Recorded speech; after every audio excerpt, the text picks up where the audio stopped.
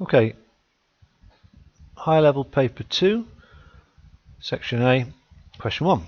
Two IB students, Barry and Pauline, carry out a project on the chemistry of bleach. The bleach contained a solution of sodium hypochlorite, NaClO. The students determined experimentally the concentration of hypochlorite ions, ClO-, this is an ionic compound, so it breaks up into ions, sodium ions and hypochlorite ions, ClO- ions in the bleach. And this is the experimental procedure. Let's have a look. Experimental procedure. Whoop, take it down a bit. The bleach solution was first diluted by adding 25 centimeter cubed of bleach to 250 centimeter cubed volumetric flask and then adding deionized or distilled water. So this process here dilutes the original solution by a factor of 10 to 1. So it's now 10 times more dilute. Then 25 centimeter cubed of this solution was reacted with the excess iodide in acid. All right, so you react it with iodide ions. This is the hypochlorite ions reacting with iodide ions in acid. There's the acid solution. And this is a redox reaction, and the hypochlorite changes to chloride ions, while the iodide ions change to iodine. So the hypochlorite is oxidizing the iodide ions to iodine, and the ratio is, well, 2 iodide ions are needed for every hypochlorite ion. Then the iodine that's formed over here is then titrated against 0.1 mole per litre sodium thiosulfate solution, and you'll see here that every mole of iodine requires 2 moles of thiosulfate solution. So 1 mole of hypochlorite makes 1 mole of iodine, and then 1 mole of iodine makes needs 2 moles of thiosulfate.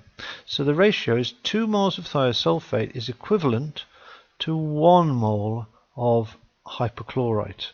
We'll need that later on. Okay, I could actually make a note of it here, just so we remind ourselves. 1 mole of thiosulfate is equivalent to 2 moles of thiosulfate. I got that wrong. 2 moles of thiosulfate. It's the 2 there, isn't it? 2 moles of thiosulfate is equivalent to 1 mole of hypochlorite ions. All right. So this is just some information that we get from the equations. We may need it later on. Let's just gather it into our information store. The following data were recorded for the titration. Okay, so here we have first burette reading, first titration, second titration, third titration. Now, when we think about titrations, remember, first titration we always carry out is a rough titration, and we can demonstrate that here by looking at the 3 values. The difference, well, if I make an extra box here, the difference is between 23.95 and 0, obviously is 23.95. The difference here between 23.95 and 46 is 22.05. Here the difference is 22.15. It should be clear looking at these 3 values that the first value is a rough titration. This first value is much higher than the next 2 values. 23.95 compared to 22.05, 22.15. So these 2 values are concordant values. And that means those 2 values are the values that should be used when calculating any kind of tighter value. So the first question here, calculate the volume in centimeter cubed of 0.1 molar sodium thiosulfate required to react with the iodine to reach the end point. Well, this is the average of 22.05 plus 22.15 all divided by 2 to get the average. Divided by 2, and you should be able to see quite clearly that that comes to 22.10 centimetre cubed. That's the volume in centimetre cubed required to do the neutralization. I want a brighter blue for this. I want this bright blue here to show it better. That's right, okay.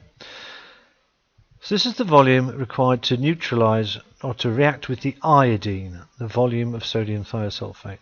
Next part of the question, I want to bring this up here so we can see it more clearly. There we are.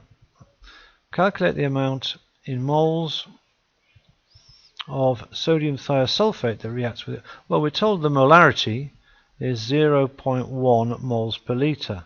So here we've simply got to calculate the amount in moles. Well, moles equals molarity times volume, and the molarity is 0.1. Don't forget the volume must be done in litres, so it's 0.0221, and that comes to 0.00221.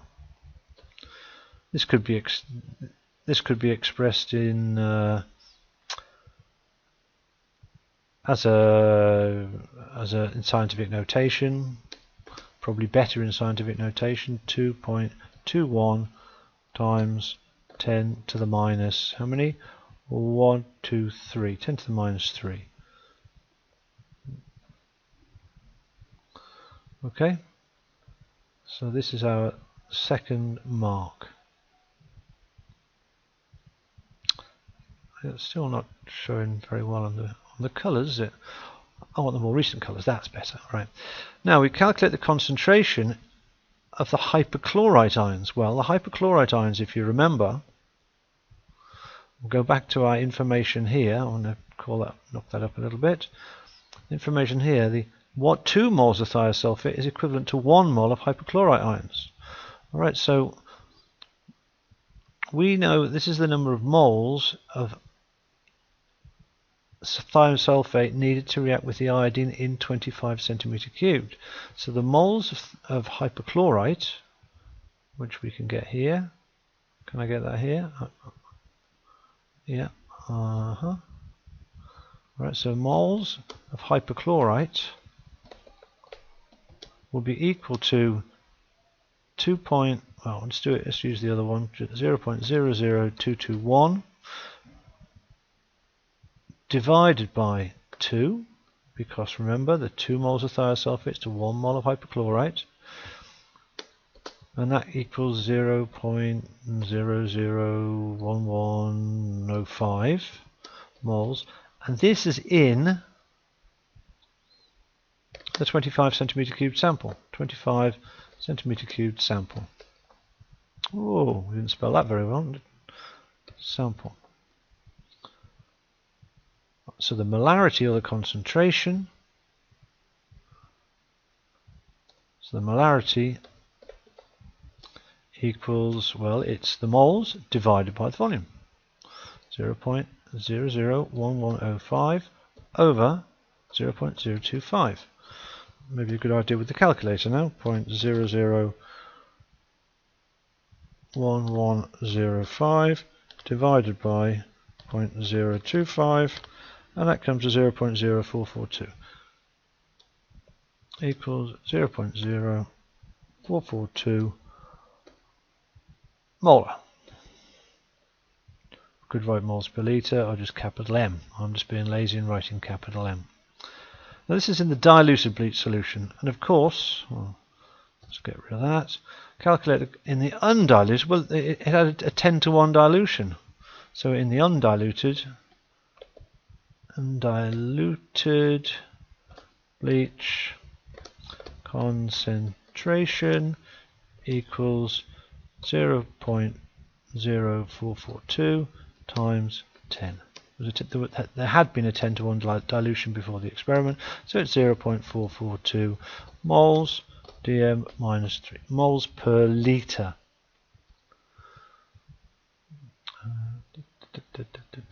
And we'll just highlight that.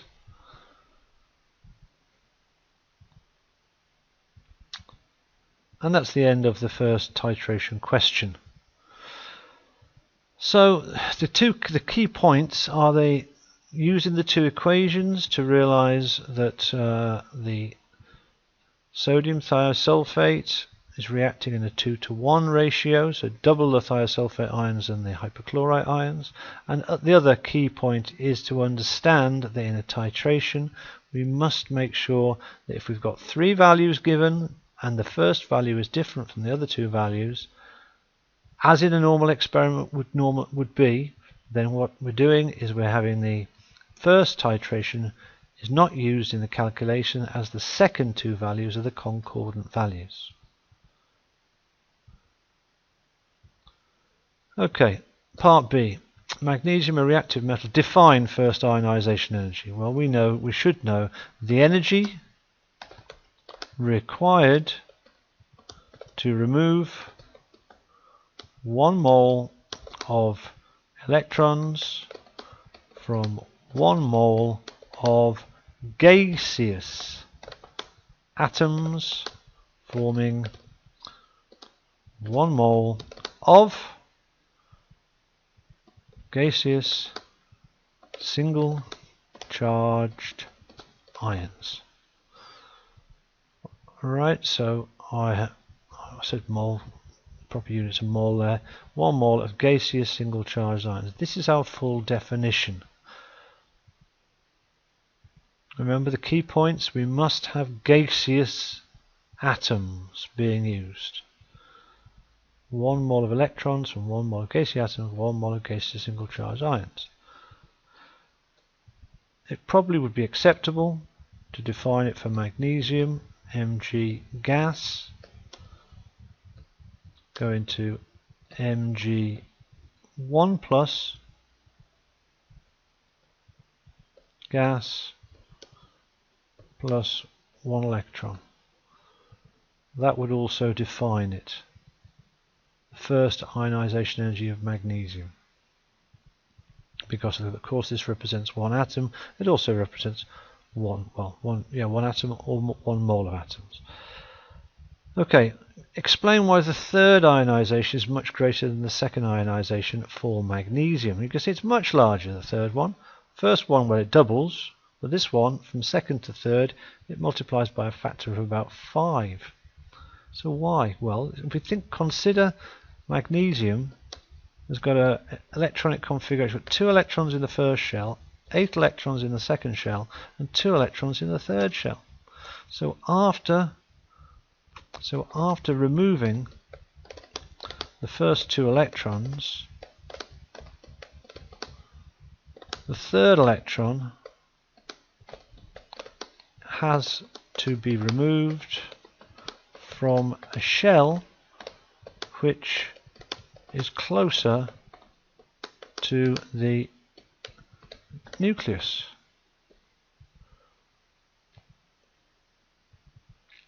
The third electron comes from the second shell, and so we get a big drop. And if you remember from our work with ionization energies, the graph shows steps at the end of every shell.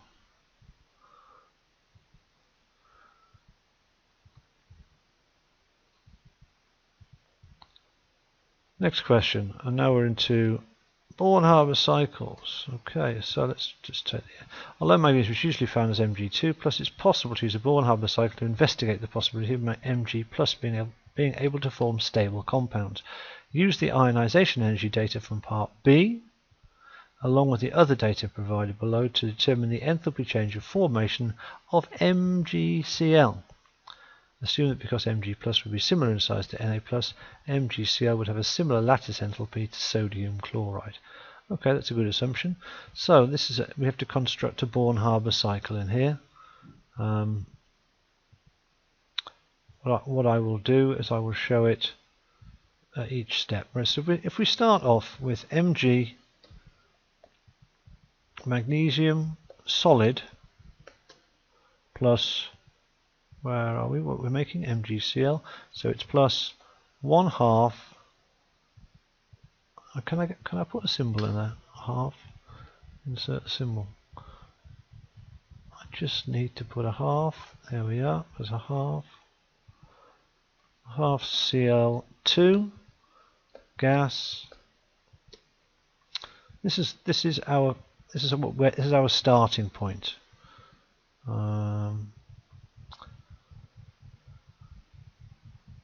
We want the enthalpy of formation, which is this step, to MgCl solid.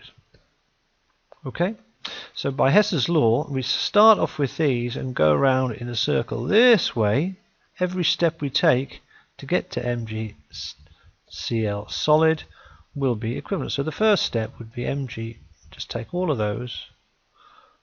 In fact, we'll take all of those and the arrow. This would be our first step. Copy. We're going to put it here.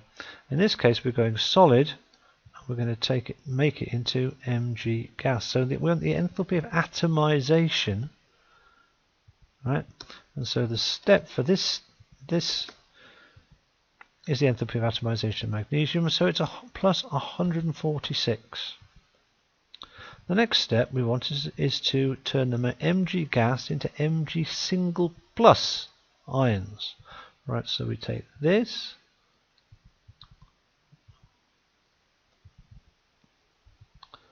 and we're going to turn that into the same thing, only now this is going to be Mg plus gas. So this is the first ionization energy of magnesium. Let's just take that out of the way and just do it properly. There we go. And we've used this, we were given this value, were we? In the previous question. That's what it said. Use the previous question here first. 738 is the value. So it's plus 738 kilojoules. I should put kilojoules, but you know what I mean. Alright, the next step. So we've got the magnesium gas. Now we've got to turn the chlorine, first of all, down here. Let's take that. Now we're going to turn the chlorine into individual atoms. So we don't half Cl2 now, we want Cl. Now this is the enthalpy of dissociation of chlorine, or the bond enthalpy of chlorine. And to do this step requires 242 kilojoules of energy. Now finally, the next step is to turn the chlorine into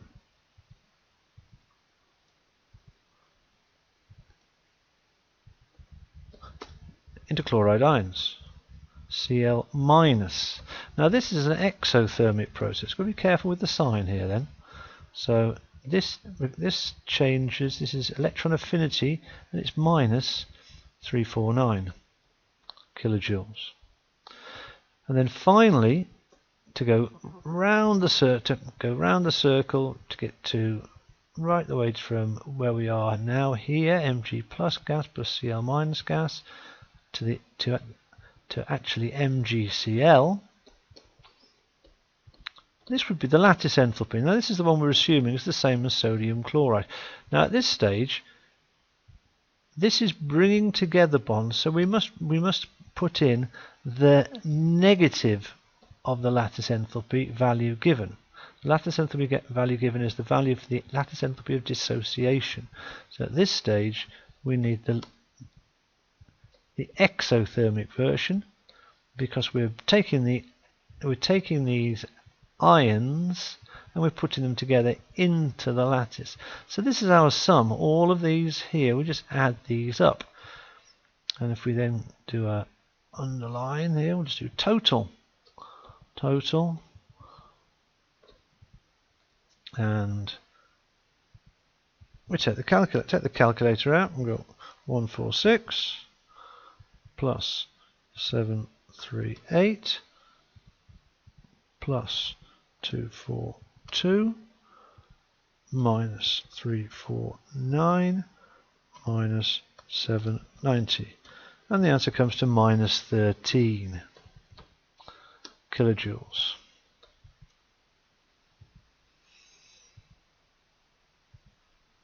Do we have to do anything with this value? Use the ionization energy along with the other data to determine the enthalpy change of formation. That's all we have to do. So that is the answer, is minus 13. So here is all our working.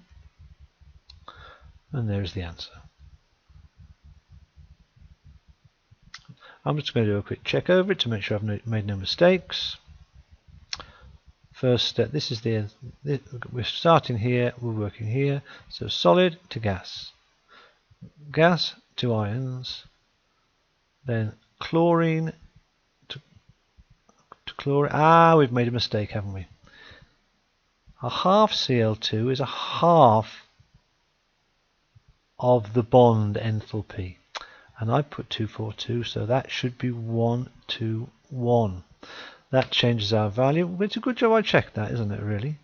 Because we went half of the number, half of a mole of bonds makes a mole of atoms. This gives us the bond enthalpy, not the enthalpy of atomization. So that's half it. This is 243 there. So in fact that's 121.5.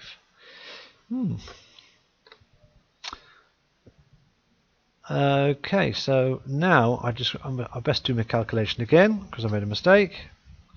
So it's 146 plus 738 plus 121.5 minus 349 minus 790, and that now comes to minus 133.5.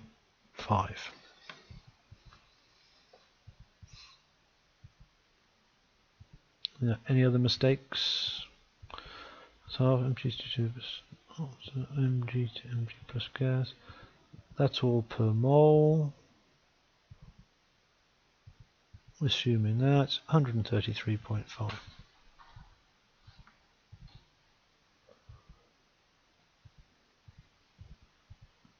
Okay, the next question.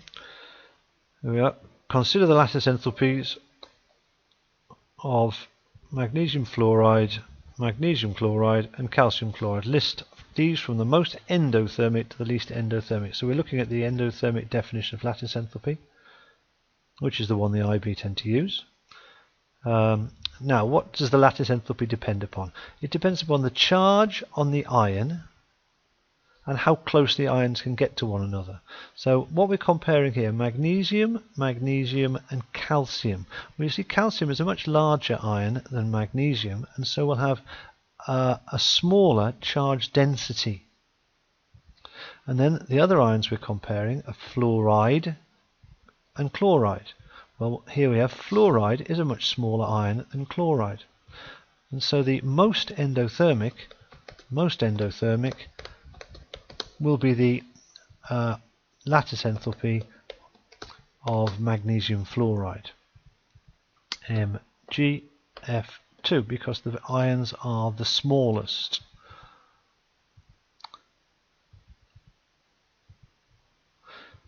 Then what are we comparing? Magnesium chloride and calcium chloride. Well, obviously magnesium is much smaller than calcium, so the next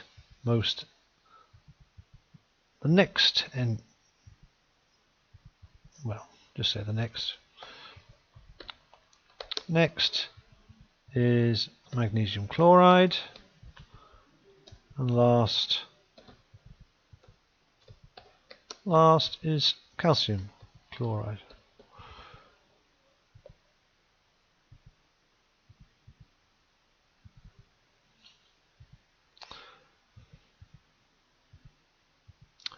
Now, what haven't we done? We haven't explained our order. Okay, so what we have to do is down here we explain the order. The most end thing. So we say the ions are smaller and hence have a larger charge density. Charge? We didn't spell that very well, did we? Charge density. And I think that actually covers, well, maybe just to cover ourselves, we'll say fluoride smaller than chloride. And for this one we'll say magnesium smaller than calcium. Last I'm going to say least endothermic.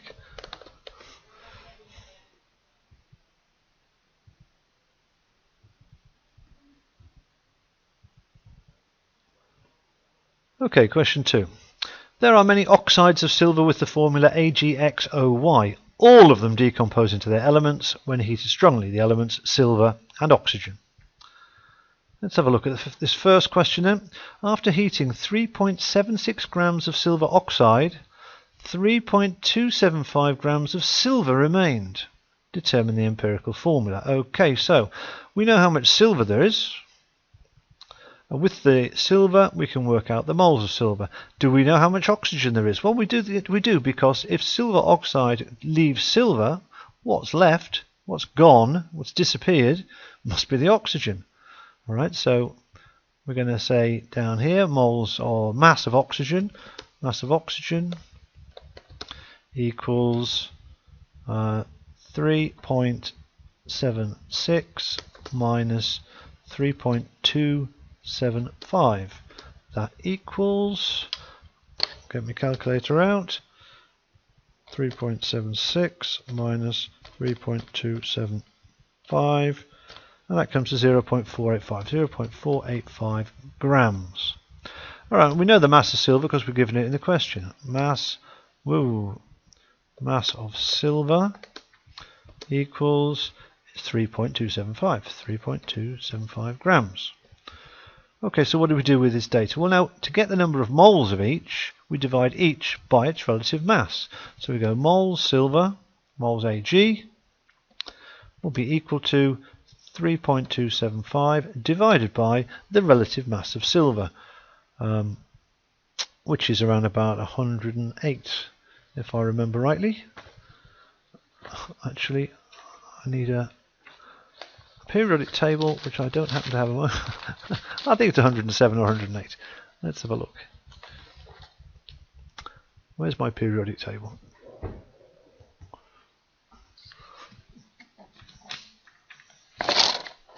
In fact, I know it's 107 or 108, but I don't know the exact number, so let's have a look. Periodic table, periodic table, periodic table, periodic table, periodic table, there we go. Silver, silver, 107.87. Wow.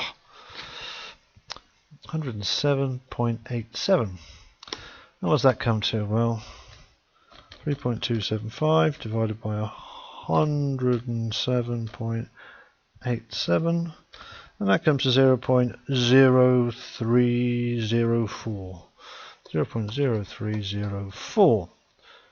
I'll try to work with three significant figures if possible.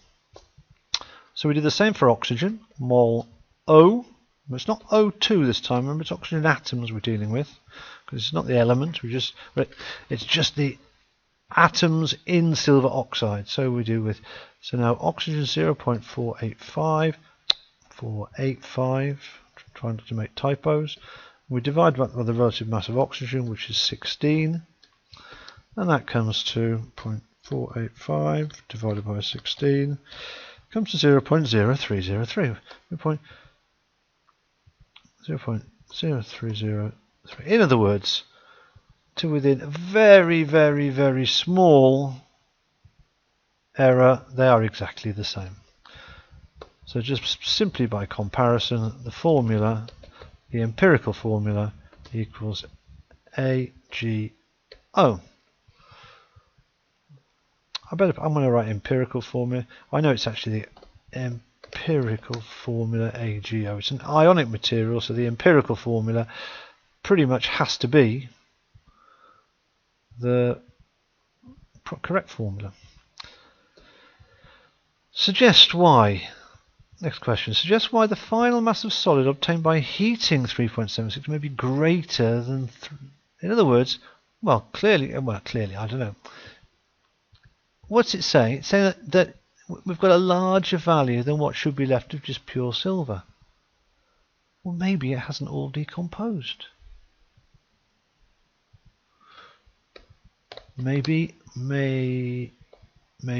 not all of the silver oxide has decomposed.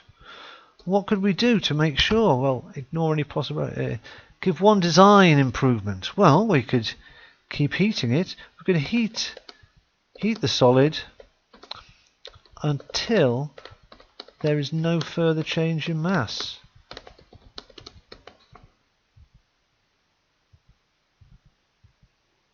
And that would give us, if it hadn't all decomposed, then if we kept on heating it, kept on checking the mass, well, this would give us a better value. Okay, part B. Naturally occurring silver is composed of two stable isotopes, 107 Ag and 109 Ag. The relative atomic mass of silver is 107.87. Calculate the percentage abundance of the two isotopes. So the average mass of an atom is 107.87. So this must be made of the weighted average of these two atoms. If we imagine we've got 100 atoms, then some of them will be 107 Ag, a percentage, and some of them will be 109 Ag. So this allows us to put down an equation for the percentage abundance. If we let the percentage abundance of 107 Ag be x, then the percentage abundance of 109 Ag must be 100 minus x.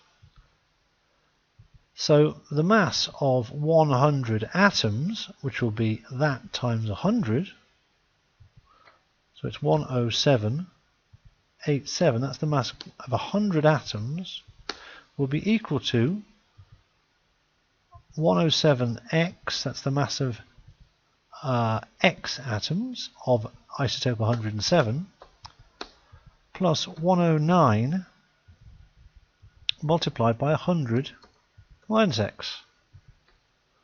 And this gives us our equation for finding x. Well, it's not too difficult to rearrange terms. If you notice, we're going to get 107x minus 109x on the right hand side, so let's take this to the left hand side, and that gives us 2x. So let's take all the other numbers to the right hand side. Well, 109 stays on the right hand side, subtracts 107.87, and this gives what does it give? 113. Is that right? 109.00 minus 107.87 is 113. 113. So x, ladies and gentlemen, must be 113 over 2, which equals 56.5. So therefore, the percentage abundance of this, I'm going to put the whole thing out again from there, just to state the answer, because I like things to look good. Percentage abundance of that, we're not going to let it, because it is now, we've put in the answer. The percentage abundance of 107 Ag is 56.5, and the percentage abundance of that must be 100 minus 56.5, which must be 43.5. And let's put our percent signs in there, just to keep it all open and above board.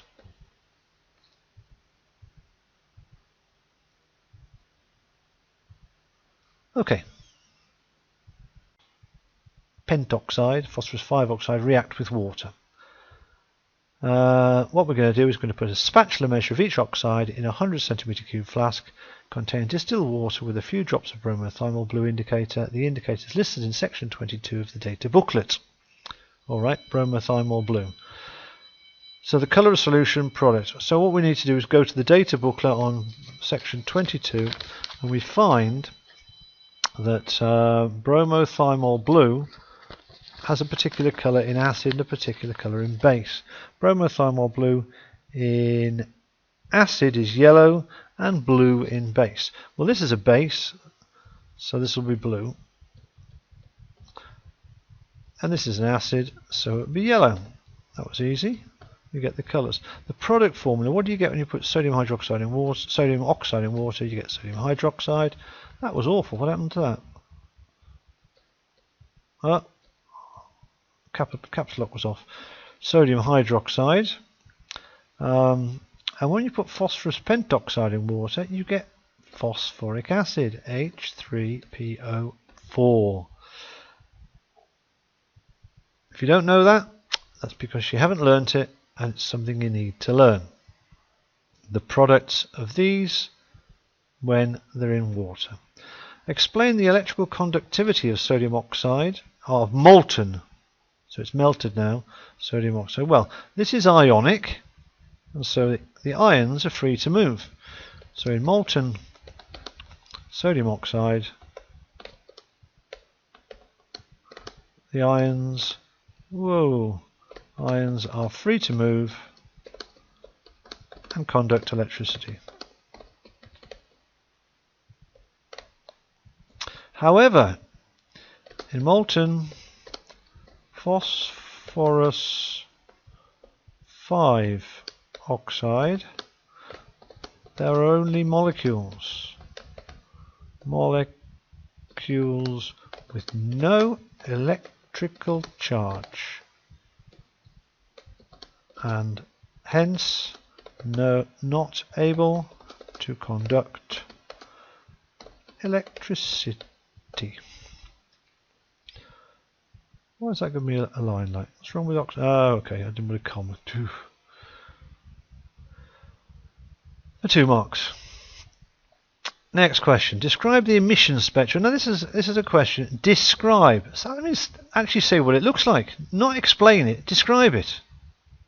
What is it like in the emission spectrum? Well, it's a series of lines.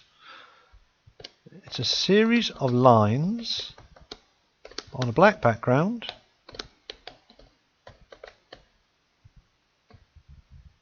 Is it a series? No, it's several series, isn't it? Several series of lines.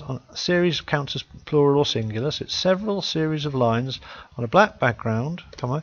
Each series converging to a high energy limit. Alright, so that gives us a very good description of what it actually looks like.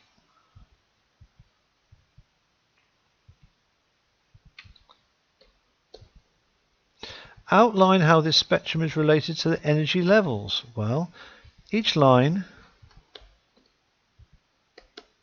is produced by energy emitted when an electron relaxes from a higher level to a lower level. Each series corresponds to the level to which the electrons are relaxing. And if you want to put a bit further explanation there, i.e.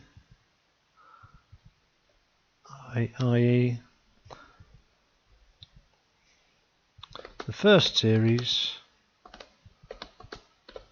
corresponds to transitions from n equals n to n equals 1.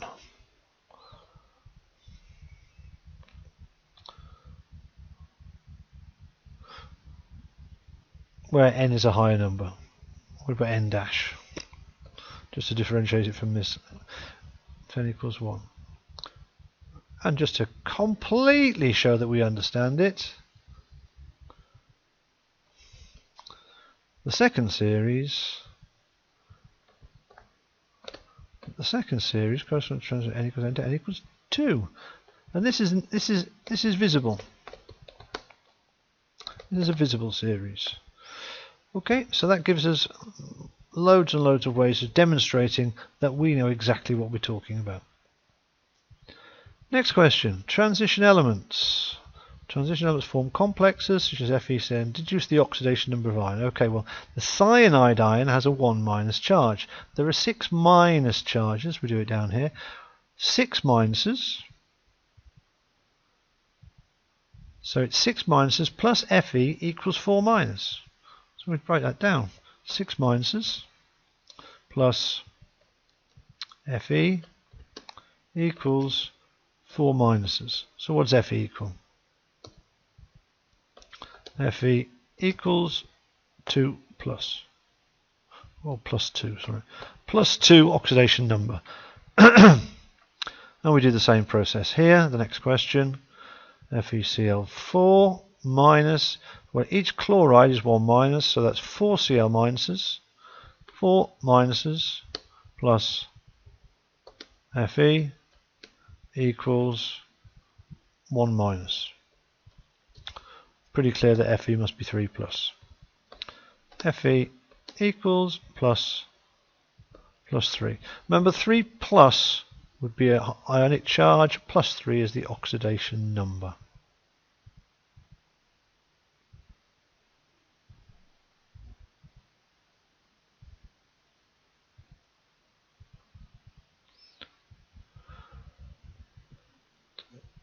State and complete the electronic configuration of iron.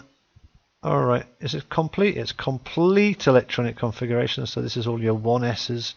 Whoa, 1s2, 2s2, 2p6, 3s2, 3p6.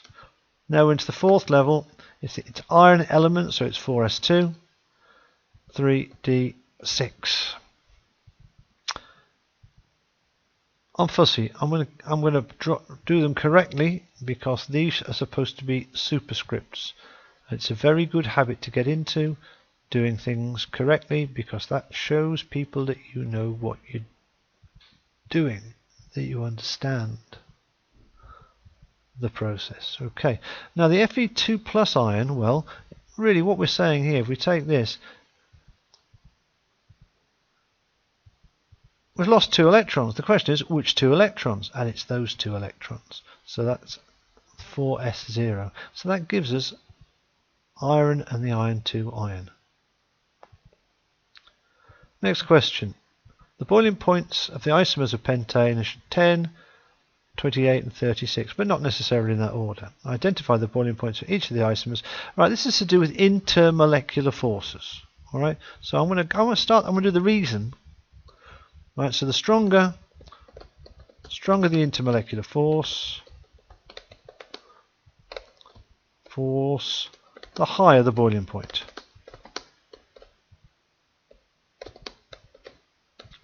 Alright, so what sort of compounds are there? Well, none of them have dipoles because we're talking about hydrocarbons. They're isomers of pentane. So the intermolecular force is London dispersion forces. So in this case, all 3 molecules have only London dispersion forces. So what affects London dispersion force? So what affects London dispersion forces? Well, the relative molecular mass, all the relative molecular masses are the same. So the only thing that affects it is the shape. Now the less spherical, this is the most spherical of all 3, the less spherical has the greatest surface area and the greatest intermolecular force. So London dispersion forces, these are affected by relative mass, or in this case all the same,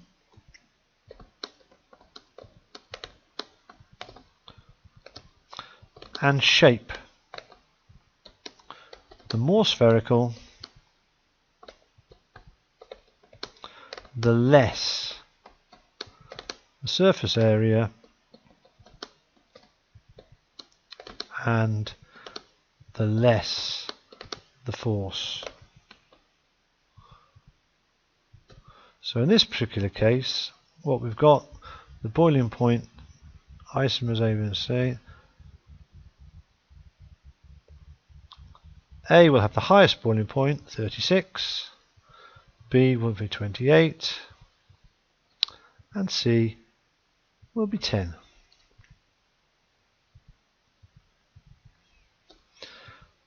So C is the most spherical and hence has the lowest boiling point. Boiling point. Comma, we'll just do followed by B, then A, for the same reasons. Perhaps we say most spherical as it is the most branched. As it is the most branched. I'm going to put that in brackets because that explains what we mean by spherical. Has a larger degree of branching.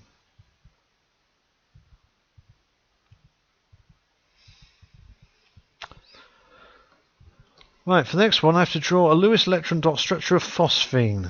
Can't really do it on the computer, so I'm going to bring in a diagram. I want to insert a picture from the file.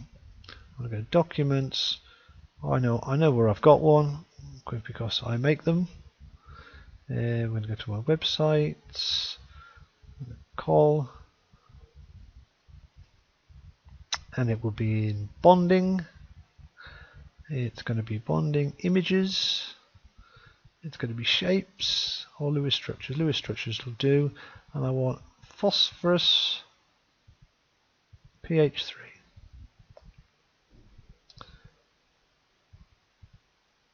Would you believe I haven't got pH 4, pH 3? There we are. Insert. And there it is. That's near enough a Lewis electron dot structure. You see pair, pair, pair for phosphine. What's the hybridization of the phosphorus atom? Well, there are 4 electron domains, and so it is sp3.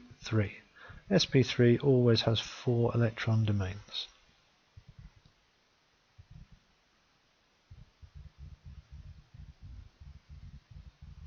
sp3 should be written with a superscript like that. Okay, sp3. Would you expect the bonds in phosphine to be polar? Well, phosphorus bond is a bond between the phosphorus and the hydrogen. Phosphorus and hydrogen have different electronegativities and form, and hence are polar, or hence hence have polar bonds. Hence the bonds are polar. Hence the bonds are polar. Notice that I keep checking what I'm saying or what I'm writing makes sense. It's what I want to express. Hence the bonds are polar. Phosphorus has a much greater molar mass than ammonia. Explain why phosphine has a significantly lower boiling point. Ammonia is NH3.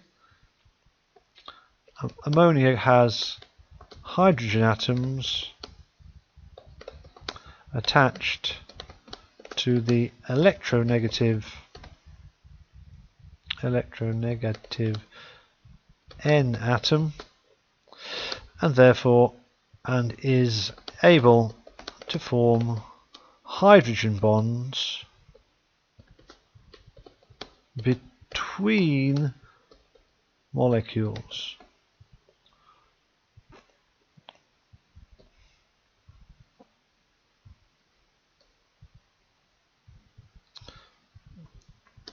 Phosphorus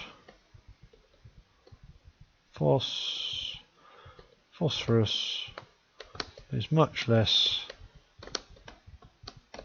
electronegative and does not allow the formation of hydrogen bonds. I spelled phosphorus incorrectly.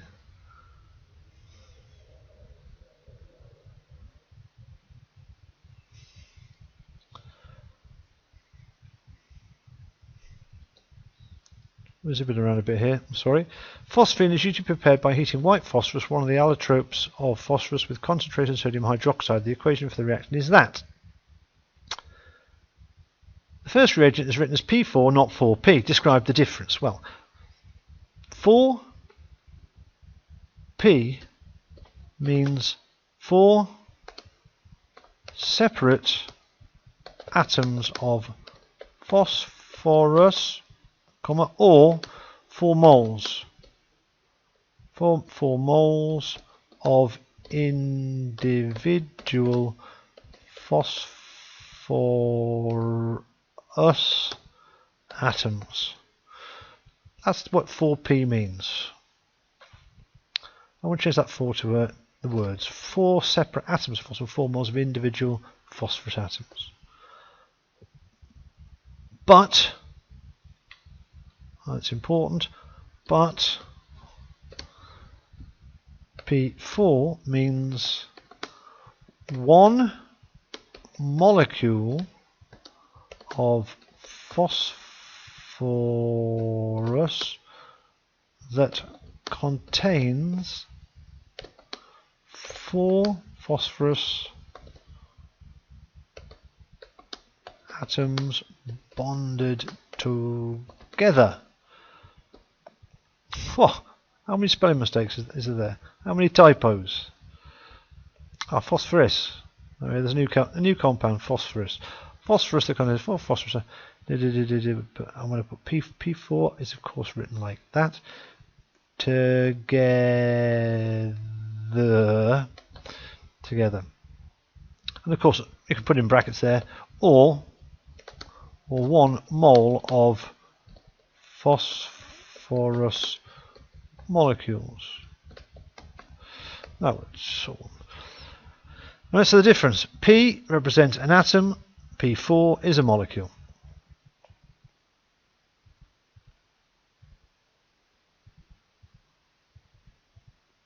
I'm going to insert a break here just to come down. Alright, okay. Impurities cause phosphine to ignite spontaneously in air to form an oxide of phosphorus and water. 200 grams of air was heated by the energy from the complete combustion of 1 mole of phosphine. Calculate the temperature rise. Oh, using section 1 of the data booklet. Don't need section 1 of the data booklet. All that's going to tell me is that E equals mc delta T. I need to put in a delta sign. I don't have one, do I? Yes, there. E equals mc delta T. En, oh, I'll put energy.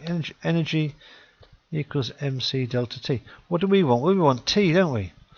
We want the temperature rise. We want delta T, the temperature rise, copy, equals, well, we take its energy, E, divided by mc. So what's the energy? Well, we're told specific the standard enthalpy of combustion, 1 mole is 750 kilojoules. So if we're using kilojoules, we must work in kilograms. So 20 grams of air is 0.2 of a kilogram. So divide by 0.2 times the specific heat capacity is 1 joule per gram, or 1 kilojoule per kilogram. So it's 1. And so the answer is equal to 750 divided by 0.2, and it comes to 3,750. 3750. This is the temperature rise in Kelvin. It's delta T, but it's still the temperature rise. So it goes up by 3,750.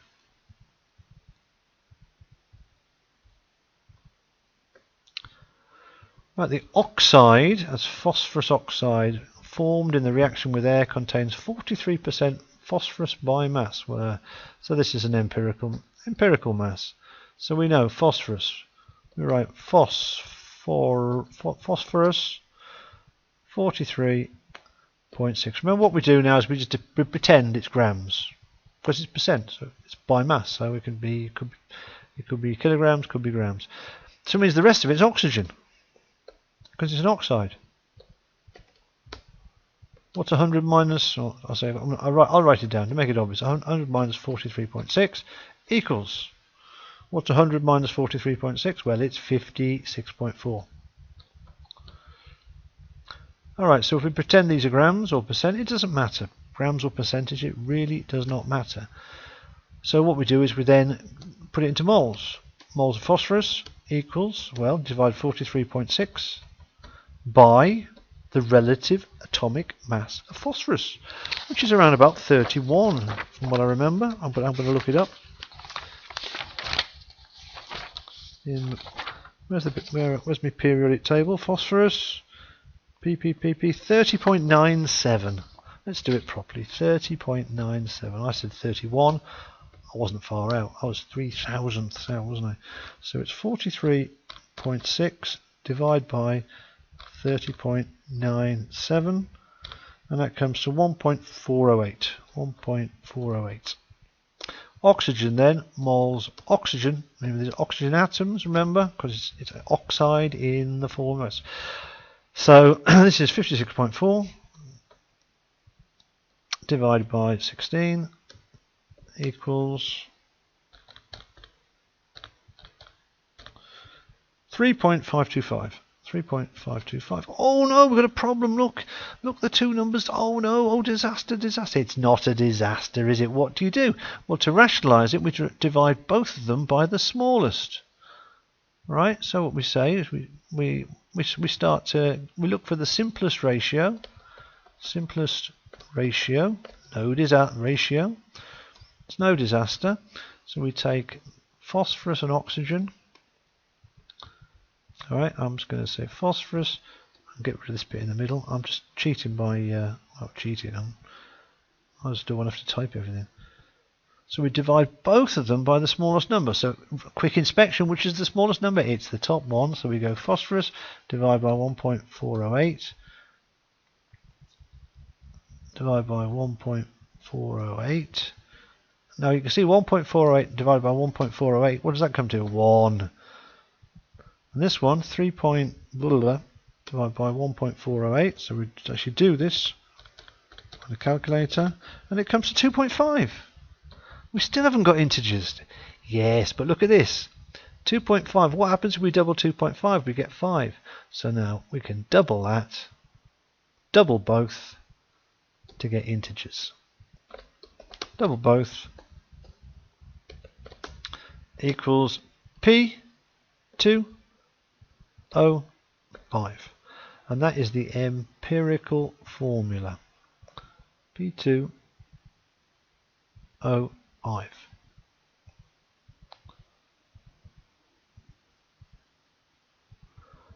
There's our working P2O5.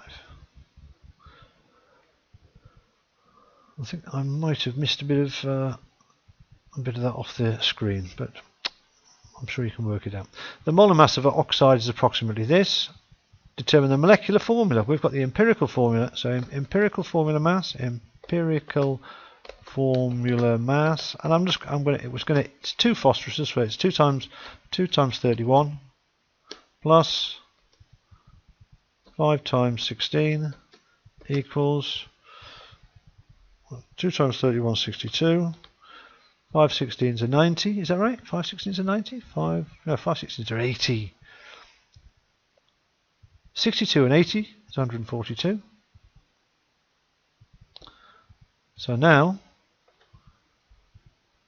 So we now say 285 is the total divided by the empirical formula mass, 142, and that comes to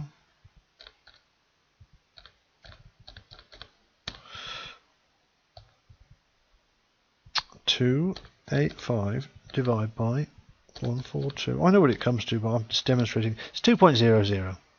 2.00. So therefore, molecular formula is twice the empirical formula. It's 2 times empirical formula. So it's P4O10. And in case you doubted, if you looked a bit back in this exam paper, you can find an example of P4O10. Where was it? Didn't we find an example? Didn't I? Oh, there it is, P4O10. That's the oxide, phosphorus 5 oxide. So the answer was there all along anyway. But you didn't need the answer because it was easy to work out. State the reaction for this oxide of phosphorus with water. Well, in fact, we've talked about it earlier on. We know it makes an acid. So P4O10. What are we reacting it with? Plus water. Oh, what happened there? Plus water. Plus H2O. H2O. And it gives H3PO4. Is it balanced? Is it heck? Of course it's not balanced. We have to balance it. There's 4 phosphoruses there, so there's got to be 4 of these made. We've got 12 hydrogens there, so there's got to be 6 of these. And now is it balanced? Yes, it's totally balanced.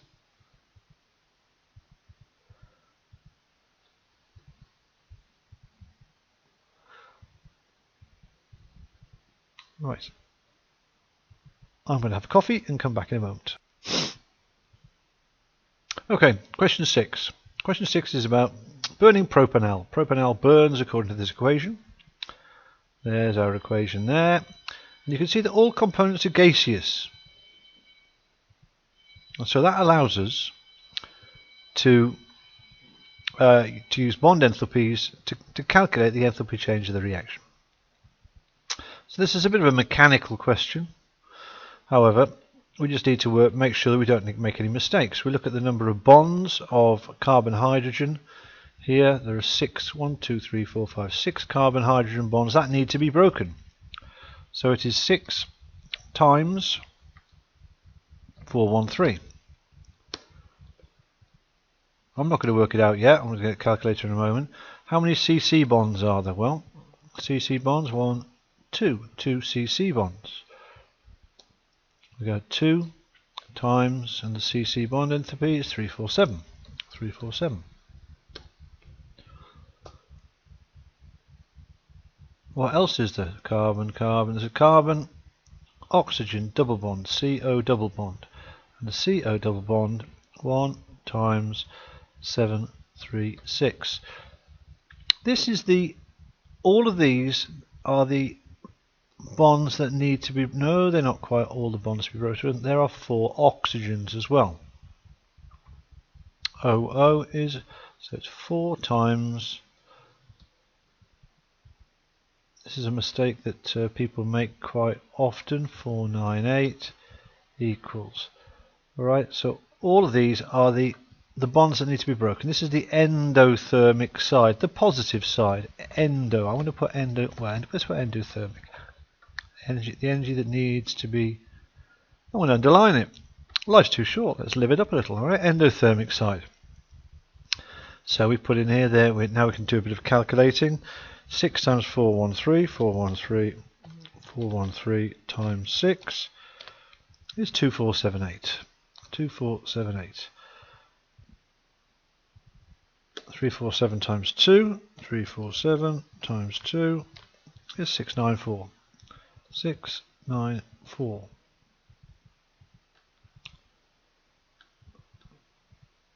Seven, 3, 6, and 4 times 498. 498 times 4, 1992. 1992. Let's add all of these up. And what do we get? We get, well, I don't know, we've got some dotted lines appearing here for some reason. They're quite nice, so I'll leave them. we get 1992 plus 736 plus 694 plus 2478, and that comes to 5,900. It's positive 5900 kilojoules. That's the energy required for the endothermic process.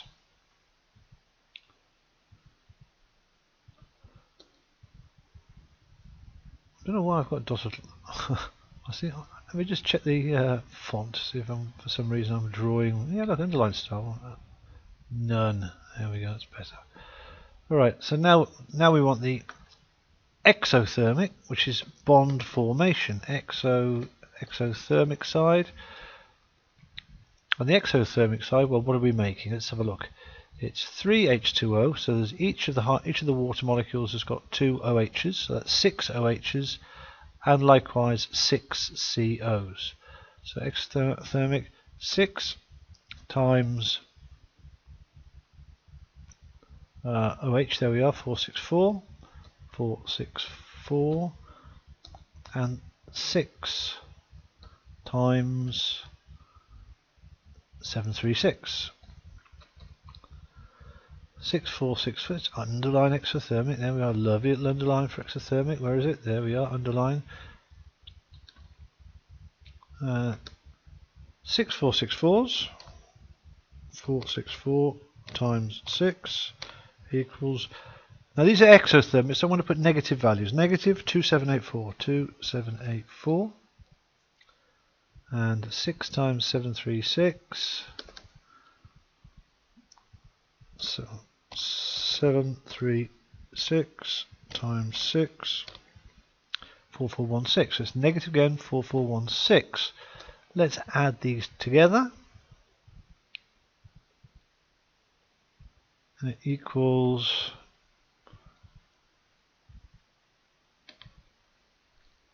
-2784, -7200 kilojoules. So the energy required to break the bonds is 5,900, and the energy released by making the products is -7,200.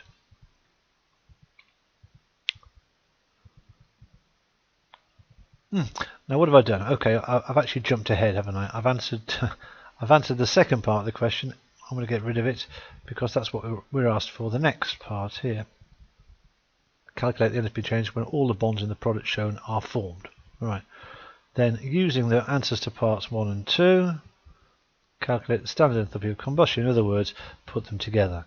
So we say here 5900, and we add that to -7200, and that comes to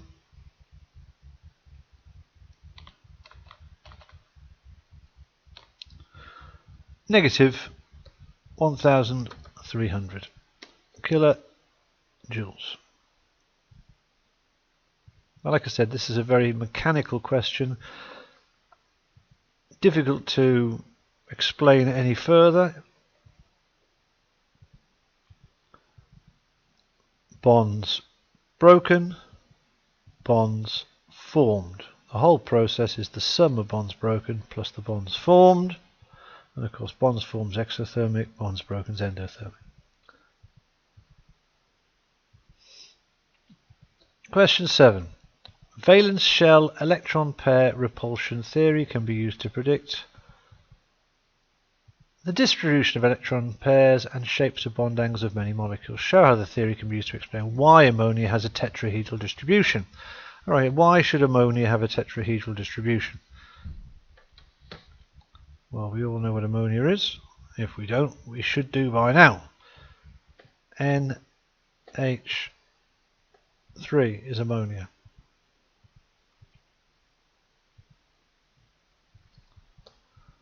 Oh, it's misbehaving a little bit here. What? I'm not getting. I'm not able to select it.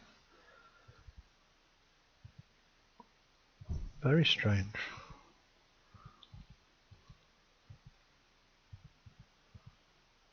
Maybe because it's got an automatic underline come up again.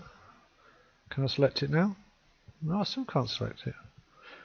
Well, let's just push on and answer the question. Ammonia. Nitrogen is in group 5, so it has 5 valence electrons. Each hydrogen, each H atom provides 1 electron. Whoa, electron without the S. Oh, no, get the S. Electron. So the 3 electrons, three electrons for each hydrogen. 3 hydrogens. Each H atom. I've got too many S's coming in here, haven't I? Provides 1 electron. So the total electrons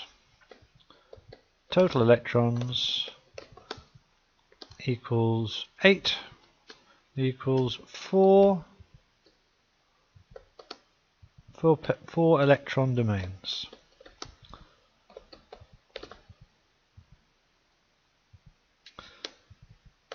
This rearranges, or these arrange tetrahedrally.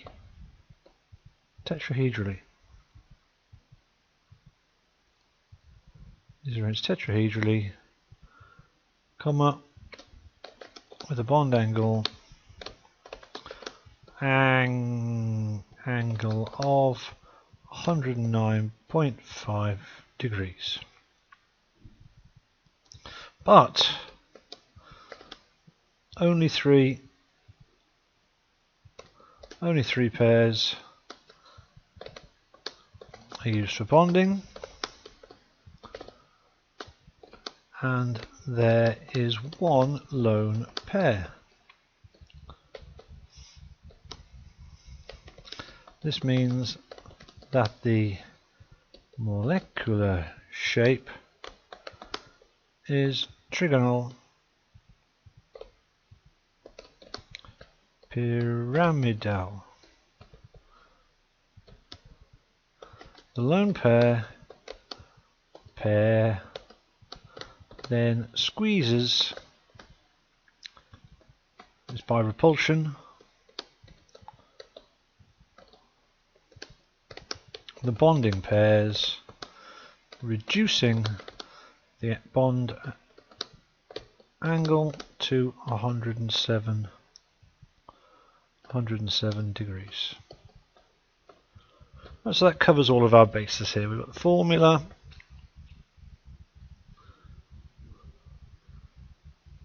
and we've got all of the information that where how all of the electron pairs are how all electron pairs produce the electronic shape, tetrahedral, and then how their bond angle is reduced to 107 by lone pair squeezing the bonding pairs by repulsion.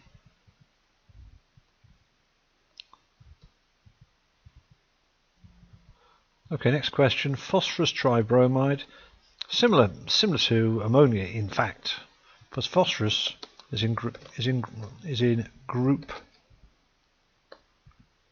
5, 15, group 5 or 15, so it's got 5 valence electrons. Each bromine shares 1 pair, so 3 electrons from bromine, 3 electrons from 3 bromines, so total electrons is 8, which is 4 pairs, which is 4 domains, which is tetrahedral. But only three used for bonding, comma, leaving 1 lone pair.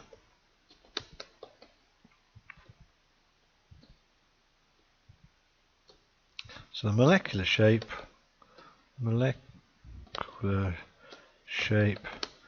is trigonal pyramidal. Trigonal pyramidal. What else do we need? Predict the shape of electron pair distribution, tetrahedral. There it is, that's the answer to the first bit of the question. The shape of the actual species, molecular shape, trigonal, and the bond angle. Well, if it's based on a tetrahedron, so this is basic bond angle, it's 109.5. But we're going to we expect the trigonal pyramidal shape. We expect lone pair bonding pair repulsion to be greater than bonding pair repulsion. Wow, look at this. Miles repulsion bonding. Whoa, I've got a dyslexic finger. Oh, look at that. Bonding pair repulsion. My typing is getting worse. So what would we expect? We expect a bond angle, a predicted bond angle, less than 109 degrees. I think that's fair enough.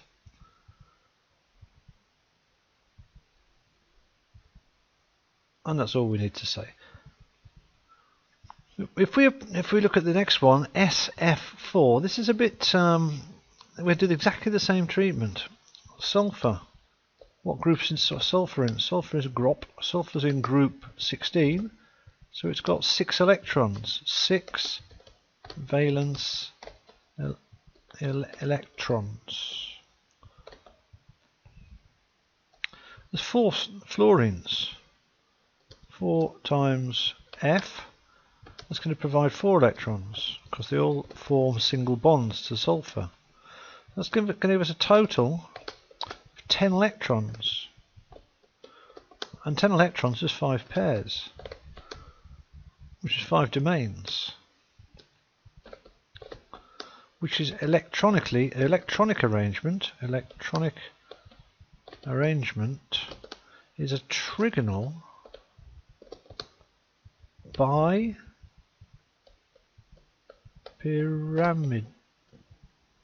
pyramid, but only 4 are used for bonding. Only four pairs used for bonding. So what shape do we get when we take one? We also need to know which one to take from the trigonal bipyramid, and in fact we're going to take an equatorial site. So the lone pair, and this will reduce the repulsions. The lone pair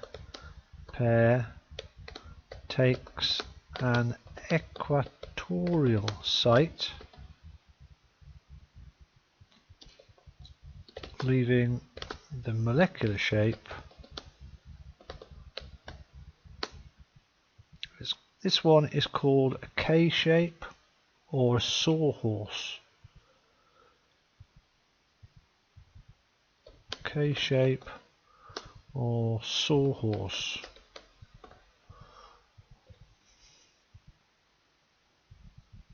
And I'm going to put and maybe what I'll do is I'll include an image here to just to show picture from, maybe it will take us back to the same SF4 to make it more clear. SF4 GIF, there we are. We'll see what this looks like. No, it doesn't really give the idea of the shape, does it? Let's just take that off. I wonder if we've got any other pictures that are available. Sulfur tetrafluoride Lewis.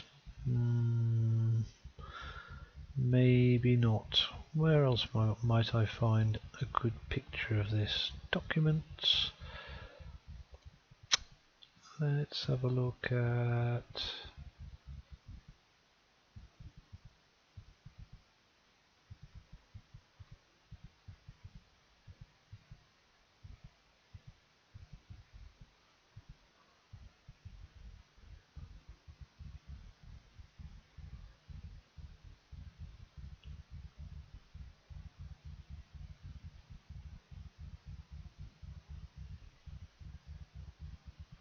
no, not very satisfactory pictures of SF4.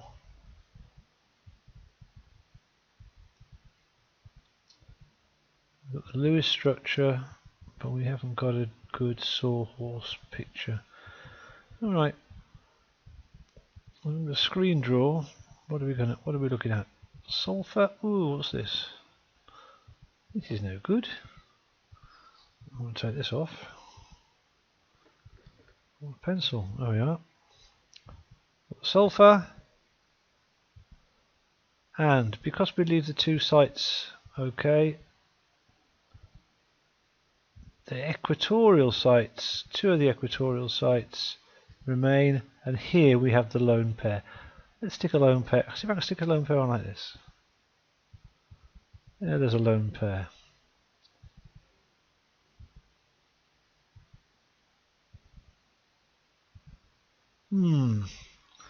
It didn't say. Never mind. You get the idea.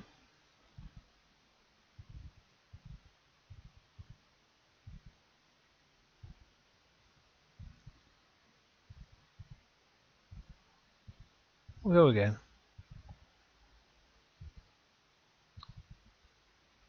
Sulfur. And normally we would have, it's, remember, trigonal bipyramidal, so we would have 3 in the middle, 1 up, 1 down, and it's this one that's the lone pair, so I'm going to show that, show that with a circle. There we are. So this gives us a general idea. Now the bond angles for this, the bond angle between this one and these ones are going to be 90 degrees. The bond angles between these two are going to be 120 degrees.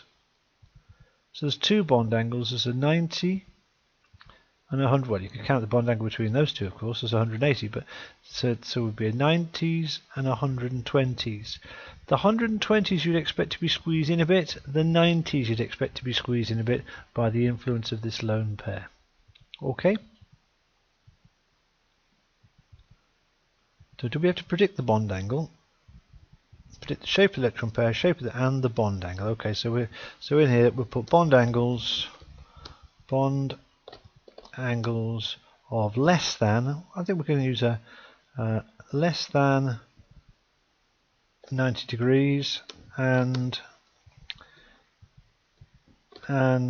less than 120 degrees. So quite a difficult question, that, all things considered. Explain why both PBr3 and SF4 are polar. Now this is because the individual bonds are polarized because of the distribution of electronegativity, and also the molecules are asymmetrical, and this is probably just as important.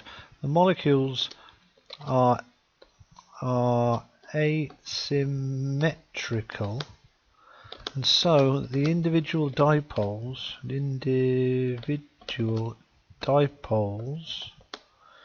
within each molecule do not cancel out. It's only a 1-mark question, so we don't have to go to it, but the molecules are we're to see both of those for 1 mark. So it's just if the individual dipoles within a molecule don't cancel out, the molecule will be polar. Now what are we dealing with now? We're dealing with cis but all over the place. Cis but 2-ene 1,4-dioic acid. Well, I've got a nice little picture of it here. It contains both sigma and pi bonds. Deduce the hybridization of the oxygen atoms labeled alpha and beta. Well, here, this oxygen, although it's only shown with 2 bonds, it has got 2 lone pairs as well, and so this is sp3. So alpha is sp3. Beta, however, there are only 3 electron domains. There's one between the carbon and the oxygen, and 2 lone pairs, so it's sp2. So we've got, I'm going to steal those 2 there, alpha and beta, and I'm going to put them down here. Alpha, sp3, beta, sp2.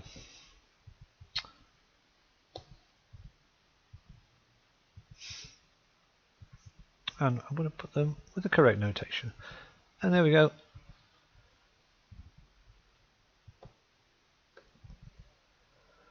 Identify the number of pi and sigma bonds. Whoa. Alright, okay. Pi bonds. Pi bonds is easy. Pi bonds can only be formed after a sigma bond. So there is 1, 2, 3 pi bonds. It's the second bond of a double bond is a pi bond. So there are 3 pi bonds. Sigma bonds, 1, 2, 3, 4, 5, 6, 7, 8, 9, 10, 11.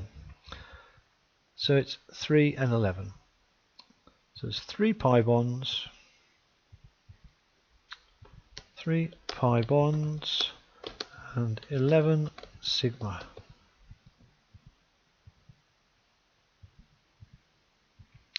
It's worth checking that because it's easy to make a mistake with sigma. It's easy. Sometimes the exams might show the not a full bond out. Let's check. It's 1, 2, 3, 4, 5, 6. 1, 2, 3, 4, 5, 6, and 5 is 11. Yes. Chromium is a transition metal. Draw an orbital diagram using arrow in box notation. Not so easy for me to do on the computer, but what this is doing is arrows up and down, showing electrons in the 4s and 3d sublevels in chromium. Well, 4s and 3d. So there's 1 4s and 5 3d. So if I wanted to insert a box, I'd insert a table showing 1 row, and I want 7 columns, and I want it to be quite fixed column width, small. There we go. And so this would show in the chromium metal. So I'm going to take those out. Let's have a look. How can I do this? No borders. Now I'm going to put a border in again. Put a border in. Yee. Right, now we've got ourselves a lovely little thing here to do the. Let's just table properties. I want to make it the row a bit bigger. We'll specify the height of the row. I'll do 4 to make it nice and big. There we are, lovely. Now, what do I want to specify? I want to specify where it goes, which I do in layout. I want to go bits in the middle. So now, what do we do? Okay, well this is the 4s. This is the 3d. So 4s for chromium metal has got 2 electrons. It's got 1 up. I really am going to go to town here. I'm going to show arrows up and arrows down, because I'm not going to mess around here. I'm going to do the whole hog. Arrows up and arrows down. There we are. Maybe I haven't got arrows up and arrows down. I bet I have. Arrow up. Insert. Arrow down. Insert. Oh, look at that. Now, I'm just going to put them all in here and then take them out one at a time. There we go. So this would show 4s2, 3d10. But chromium, well, chromium is that exception, in fact. It's got 4s loses an electron to the 3D level, and it leaves you with 4s1 3d5. I like that.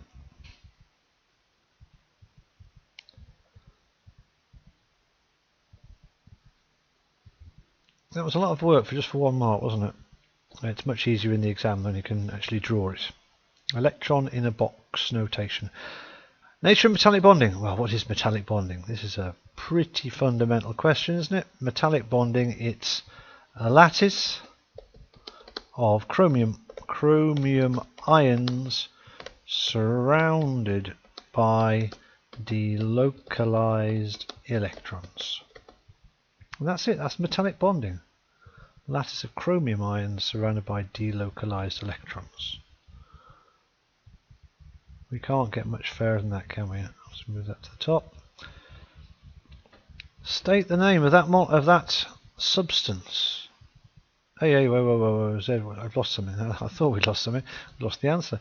State the name of Cr2O3. Wow, it's chromium oxide, isn't it? It's just a case of which chromium oxide. Well, chromium here has got the oxidation state 3, so it's chromium oxide. Remember, we always put the oxidation state in brackets directly after the element that applies to it.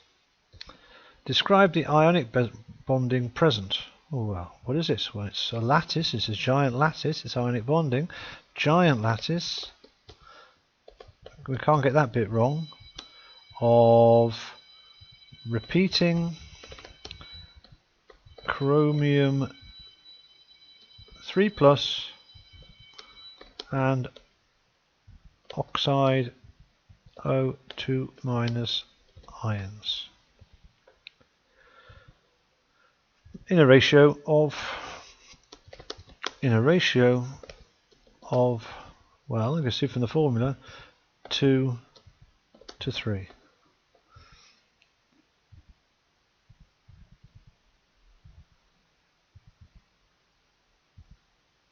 I'm going to put it Cr3+. This is ionic bonding. Ionic bonding is a giant lattice, fundamental, chromium 3+ oxide 2- ions in a ratio.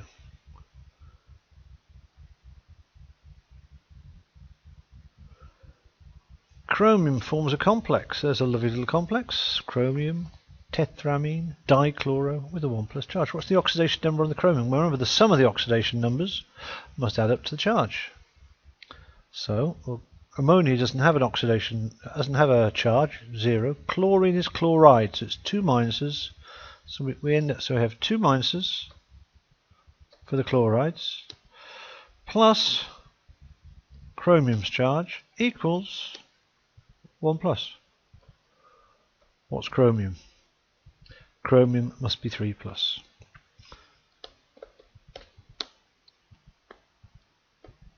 So the oxidation number is +3.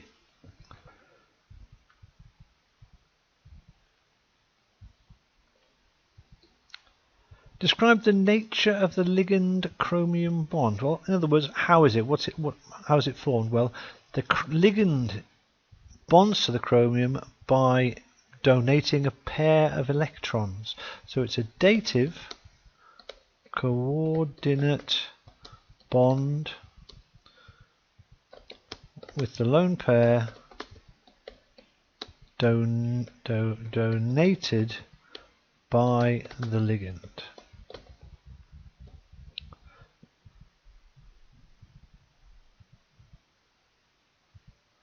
Why? Explain why chromium, this complex ion is coloured. Well, it's because it absorbs part of the visible light spectrum. The chromium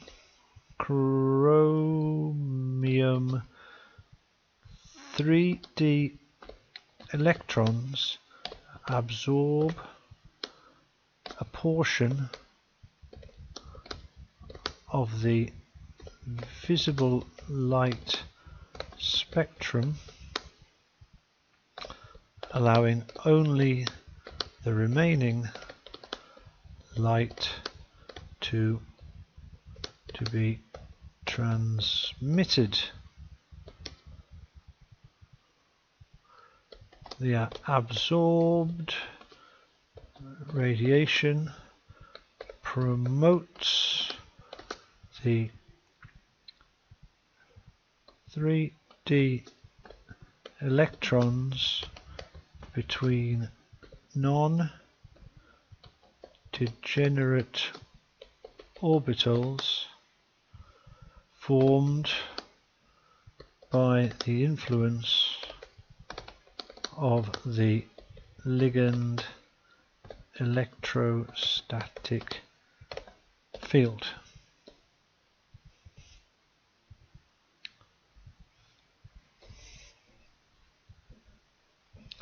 So we've got the ligands form an electrostatic field, making non-degenerate, I'm going to put non-degenerate 3D orbitals. Absorption of these 3D electrons between non-degenerate 3D orbitals form. Right, so we've got the 4 marks: ligand electrostatic field, non-degenerate 3D orbitals. Radiation is absorbed to promote 3D electrons, and this absorbs a portion of the visible light spectrum, allowing only the remaining light, and we could call this the complementary colour. Complementary colour to be transmitted. And this covers all of our bases.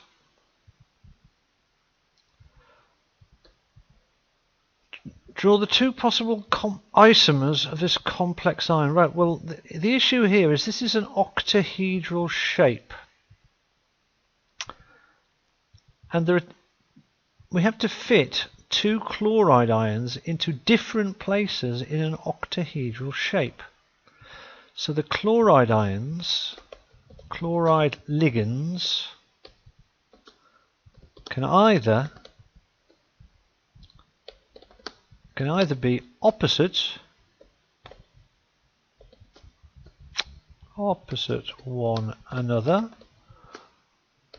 or next to one another, and this will give 2 separate structures which are called isomers.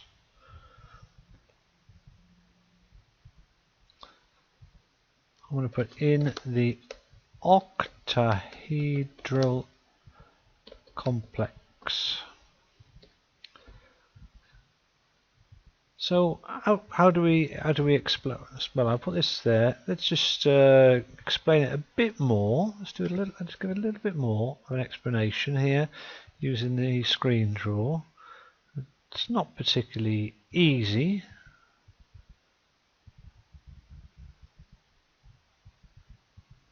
What tool have we got? Arrow. Oh, I've got a line tool. That's even better.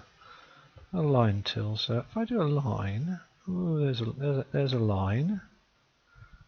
So this is our octahedral complex. All right. So where can the chlorine go? Well, let's have a look. What have I got here? Tool, pen, arrow, ellipse, frame, line, arrow, pen, highlight, color, blue, cyan, width.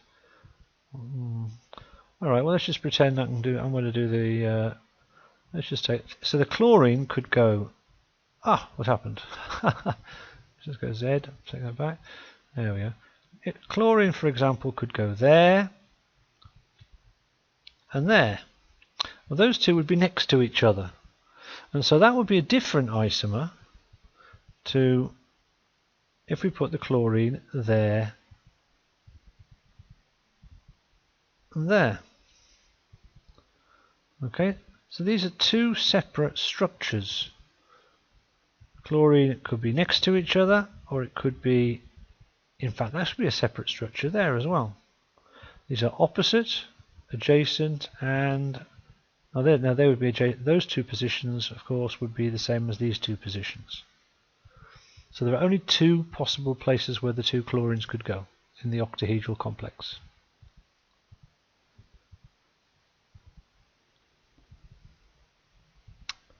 Question 9. The student carries out an experiment to determine the concentration of a hydrochloric acid solution and the enthalpy change of the reaction between aqueous sodium hydroxide and this acid by thermometric titration. So look carefully what we're doing. Well, we're adding 5 centimeter cube portions of hydrochloric acid to 25 centimeter cube. There's a typo there, remember, let's just get rid of that. 25 centimeter cubed of 1 molar sulfuric acid. So here, this shows the temperature up the side, and now we're adding the hydrochloric acid.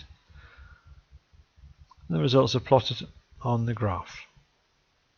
So we can see the temperature is going up as we're adding the acid, and then it starts to cool down as we're adding. There's no further reaction. The initial temperature of both solutions were the same. First part, write an equation for the reaction between sodium hydroxide and hydrochloric acid. NaOH plus HCl gives NaCl plus H2O. Very simple equation. One hopes we all got that one right. Now next, by drawing appropriate lines, determine the volume of hydrochloric acid required to completely neutralize 25 centimeter cubed. So what does that mean then, by drawing appropriate lines? Well, we can see the slope here is how it... And why does it curve round here? Well, it curves round because it suggests that we're not all... So the reaction must come up to here somewhere. It can't jump from there to there. So we're drawing lines. So if we take a line tool, there's a line tool. We start our line off here. Let's just draw a line up. And this is the line as it goes up. And this is the line as it cools down. And you'll see where these two lines cross, it's pretty much where you would expect the maximum amount of acid to be reacting with the base. At this point is 28, 27.5, 28.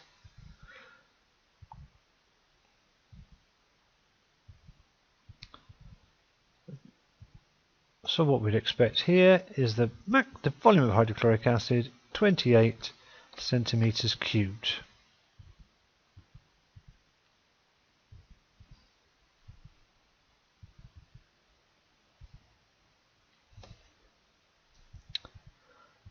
Let's just take this to the other side. Determine the concentration of the hydrochloric acid. Well, we know that at the neutralization point, the MaVa, the moles of the acid, will be equal to MbVb, particularly when we consider that the equation is a one-to-one reaction. So MaVa equals MbVb. The molarity times the volume is the molarity times the volume of the acid and the base. Well, that's pretty easy now, isn't it? So for the what was 25 centimeter cubed of sodium hydroxide, and the concentration of sodium hydroxide was 1 molar. So let's just say, so that's molarity, that's 1 times 25. The volume, because both the volumes are the same, I mean in terms of units, it doesn't matter, we could put that in litres, we could put that in centimetres cubed. So molarity of the base is what we're trying to find. Sorry, I've got the acid, I've done it the wrong way around. We know the molarity of the acid multiplied by 28. Molarity of the acid times 28 is equal to the molarity of the base, which is 1 times 25. So in other words, the molarity of the acid equals 25 over 28.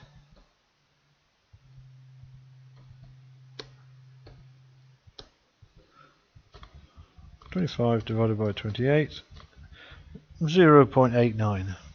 0.89 moles per litre.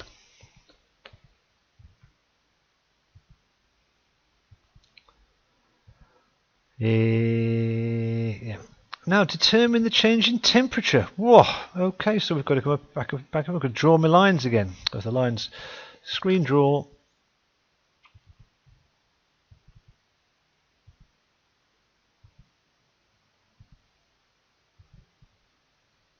Get a kind of line of best fit. It's all a bit judgmental, you know.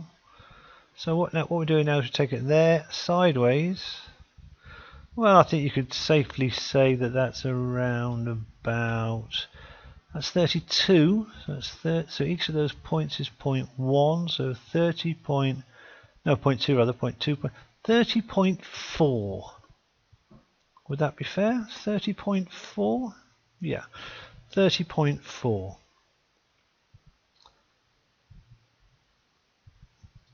So 30.4, determine the enthalpy change in temperature, is the change in temperature. So the highest temperature equals 30.4. So the change in temperature is 25 to 30.4 is 30.4 minus 25, which is what? 5.4 degrees.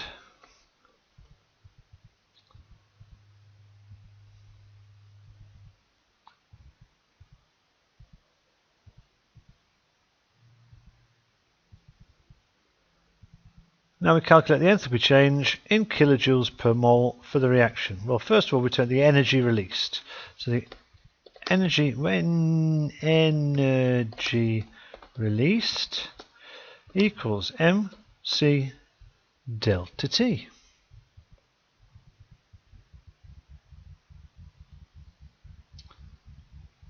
mc delta T.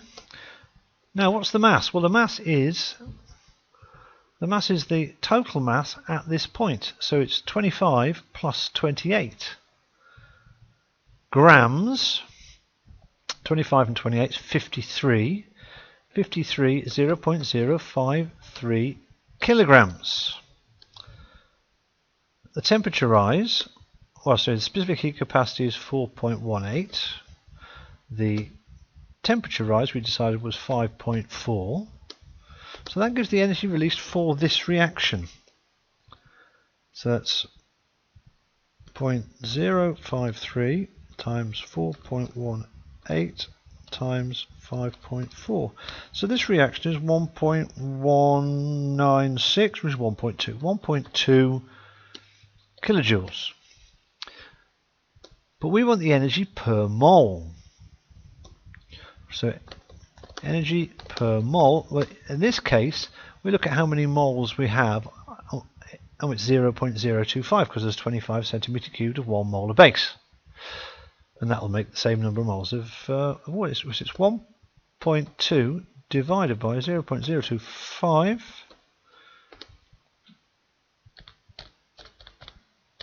and that comes to 47.85, 47.9, 47.9 kilojoules.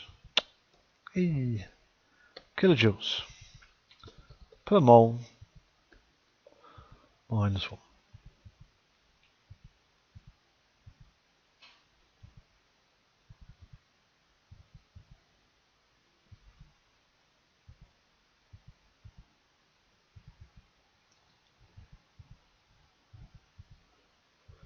The accepted value, there's literature enthalpy change, so calculate the percentage error. Right, okay. Well, the difference between 58 and 47.9 is our error, and the percentage error will be that divided by 58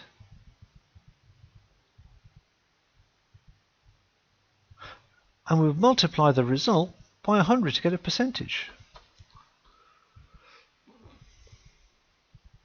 I'm going to change the sign of this, calculate the enthalpy change in kilojoules per mole. It's an exothermic reaction, we must put a negative sign.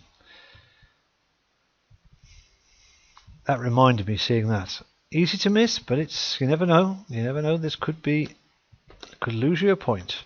So we do 58 minus 47.9 equals, divide by 58 equals, times 100 equals, and it's 17% error. 17% error. What's the major source of error in this experimental procedure?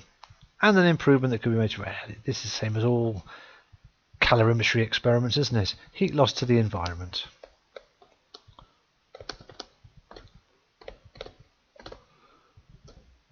Insulation. There we are. Any form of insulation would be fine for this.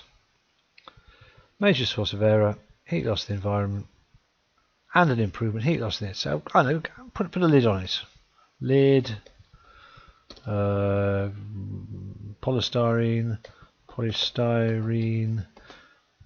beakers in foam insulation, you know, something like that. Anything will do for this.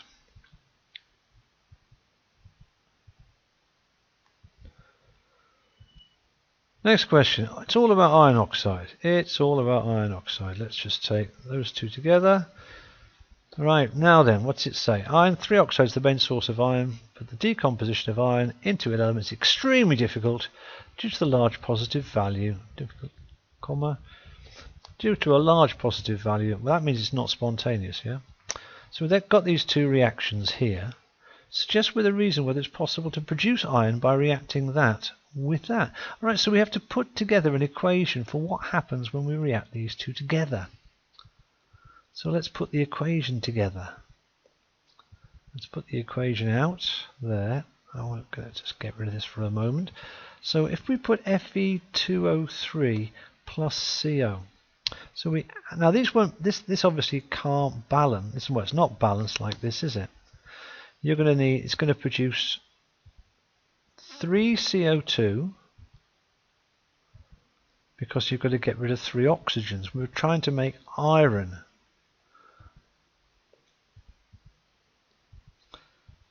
That's what we're looking for, is 2 Fe, so we must get 2 Fe. Now, to get rid of those 3 oxygens, and we're reacting with carbon monoxide, we're going to need 3 of those, which will make... So this is our equation that we're looking for.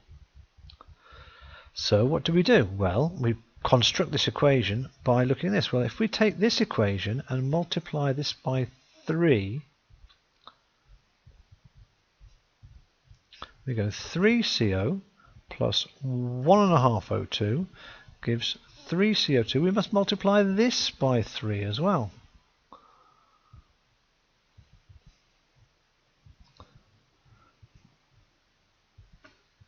Times 3 equals 257 times 3 equals 771.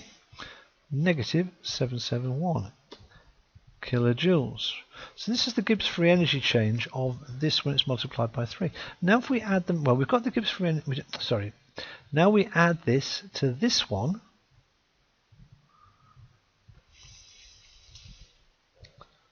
And we've got the Gibbs free energy change for this one, haven't we? It's there, it's plus 742.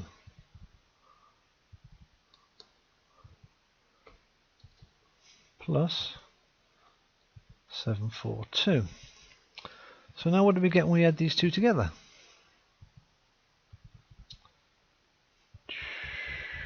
We just add everything. We get this equation.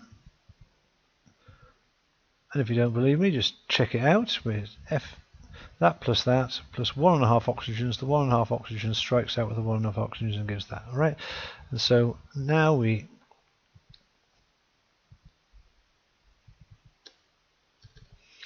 and the sum of those two, and you can see it's negative 771 plus 742, and it gives negative 29, which means that it's now spontaneous. It's a negative value. Gibbs free energy is now negative, and so the reaction is thermodynamically spontaneous, i.e. it can happen.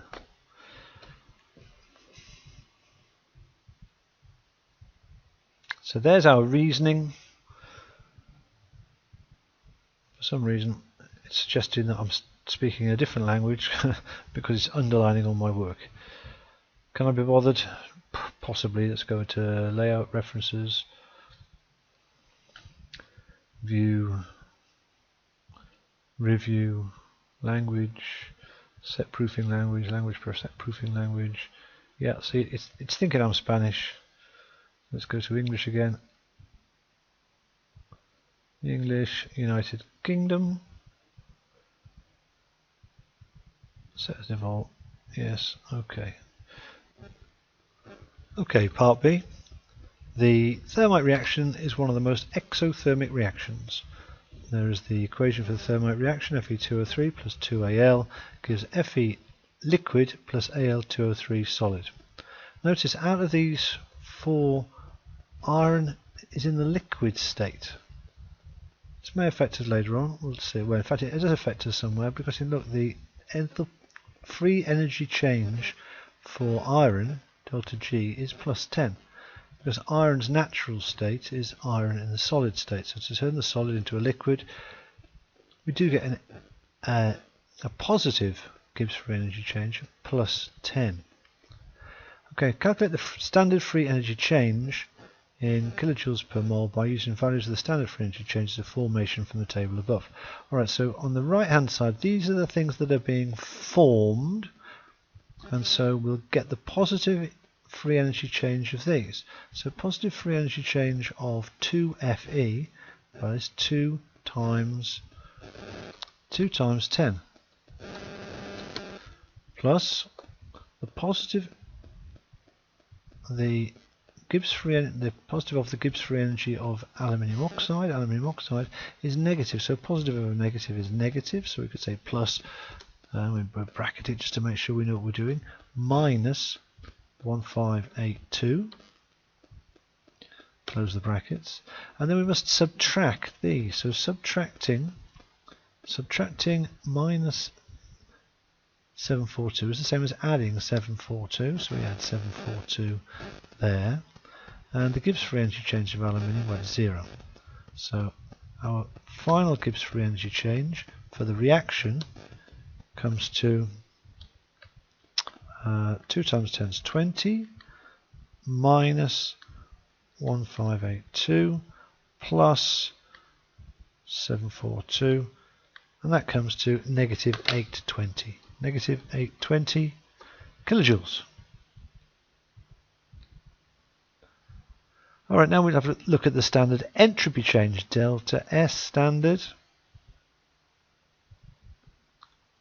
I'll put that here, delta S standard.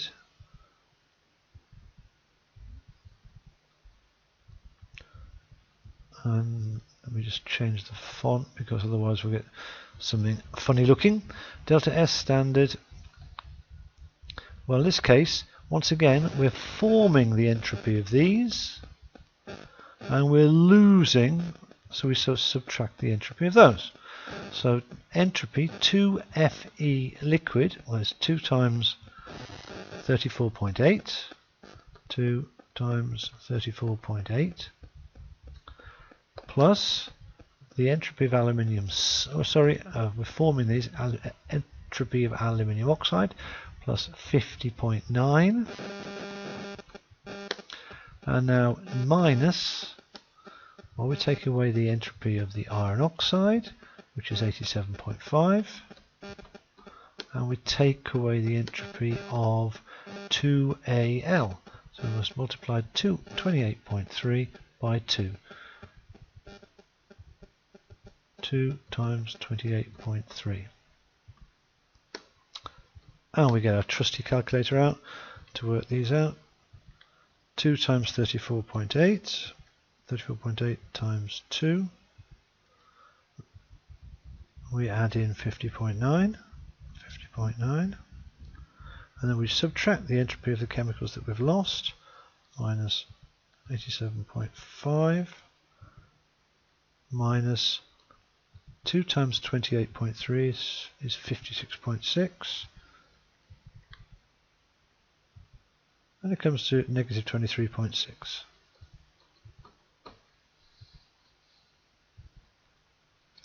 And this is joules per Kelvin.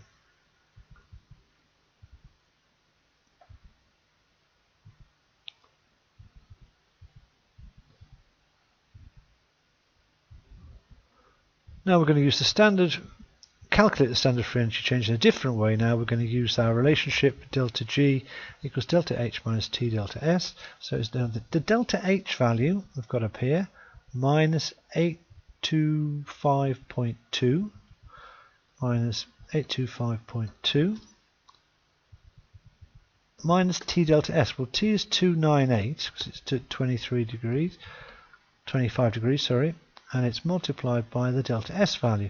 Now delta S value is negative, but this is in joules per Kelvin. We must change it to kilojoules, so it's 0.0236. And so it makes sense. This whole term becomes positive here, look. So let's multiply this term out first. That's 298 times 0.0236. That comes to 7. And then we must subtract from that 825.2. And it comes to negative 818. Negative 818 kilojoules. So you see very close agreement between the enthalpy of formation values and the value worked out using the enthalpy of reaction and the change in entropy.